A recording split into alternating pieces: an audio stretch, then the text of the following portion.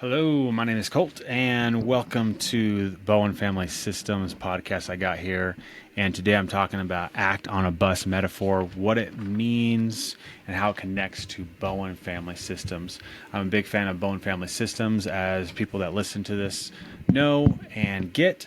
And I'm also a big fan of acceptance and commitment therapy. Essentially, what that is a therapy model. It's a coaching model as well that teaches guiding principles as being what you follow, not necessarily your feelings, but also not fighting feelings, thoughts, and behaviors, working with them, because most of the time they're just trying to keep you safe.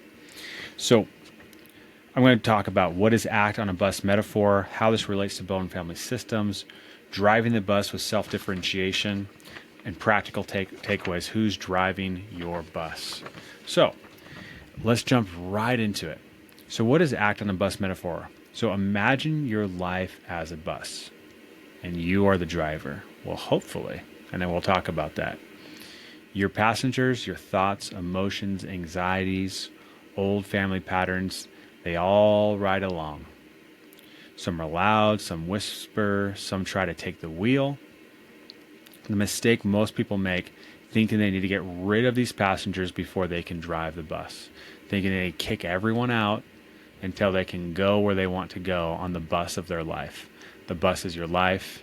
You are the driver in the bus driving your life. And you're either driving towards your values, your guiding principles, or you're driving wherever your passengers are telling you to go.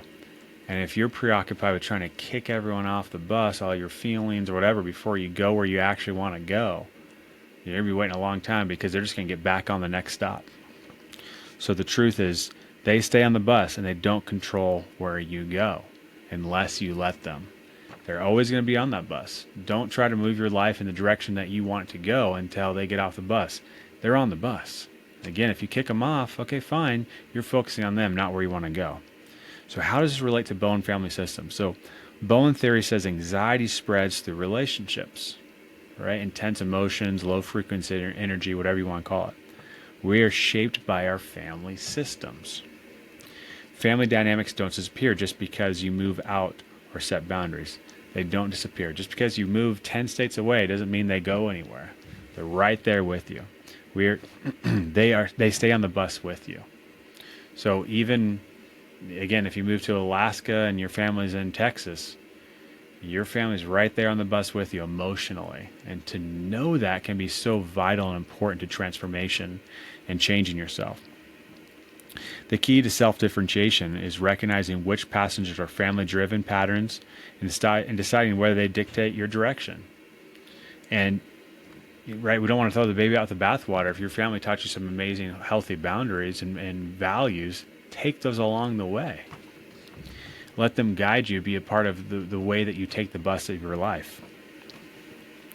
So the key to self-differentiation is recognizing which passengers are, So example, if your family avoided conflict, you might have to keep the peace as a passenger. If your family valued achievement, you might have to never be enough passenger, right? None of these need to be kicked off. You just don't let them drive. You might have a passenger that is constantly putting you down because you had a dad that constantly put you down. Notice that. You have a passenger that's hard on you, right? You might have a passenger that patronizes or babies you too much. Keep an eye on that and focus on driving your bus, not letting them tell you or get in the seat themselves. So third point here is driving the bus with self-differentiation. The goal isn't to control who gets on the bus. It's to stay in the driver's seat and go where you choose. Is there an echo in here, right? What does this look like in real life? So anxiety shows up. Let it sit down, but keep driving. You don't need to make it a prerequisite to get rid of anxiety before you go where you want to go. That can be a part of the journey. Thank you for sharing anxiety. I get it. Anyway, back to my guiding principles, back to my roots here. A family pattern pulls at you. Notice it, but stay on your lane. Family pattern that I inherited is people pleasing. I got to people please to be okay. My okayness comes from people being happy with me.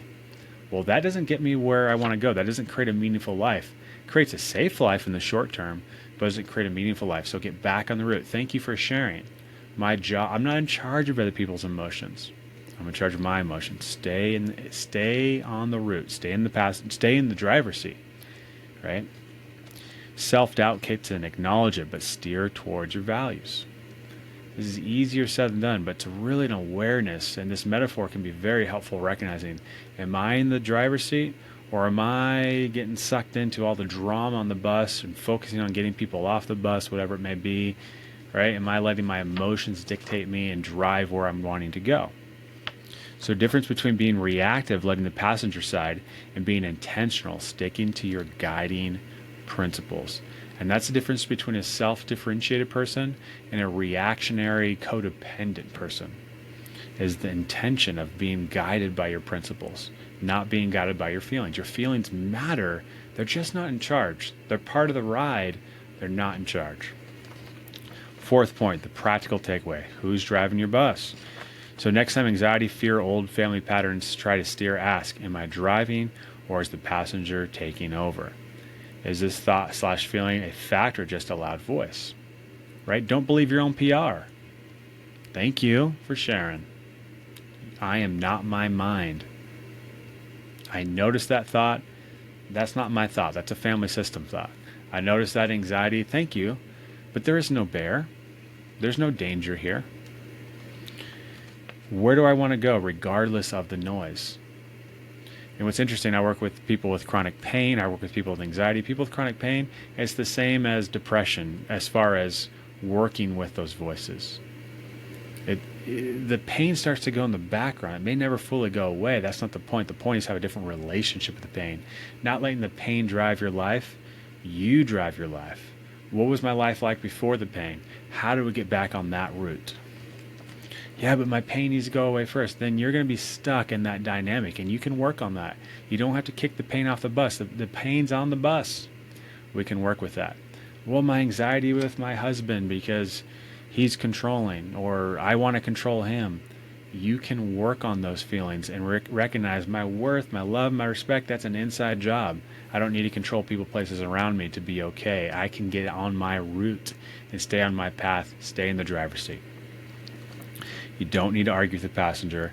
Just don't hand them the keys. You don't need to argue. Just don't hand them the driver's seat.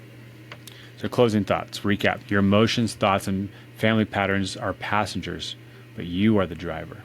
Your challenge, notice when a passenger tries to grab the wheel and choose to drive anyway. And call to action. If this was helpful, share this episode, leave a review, book a session with me. I do have some opening spots currently. That's not always the case. Okay, take care. Bye.